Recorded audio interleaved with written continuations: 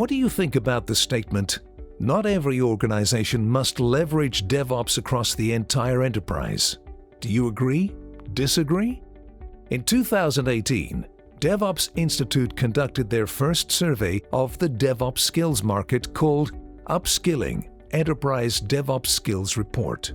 One of the topics they investigated was the rate of DevOps adoption in enterprise organizations. A quote from the report says, "It is important to note that the state of DevOps adoption is a reflection of where the company stands relative to its investment of time, effort, and discipline into the initiative." Also, not every organization must leverage DevOps across the entire enterprise. Generally, organizations can be grouped into one of three stages: the planning or initial stage, project level, or enterprise adoption. According to the report, 15% of enterprises are in the initial stage, 19% are in the enterprise adoption point, and 43% are at project adoption level.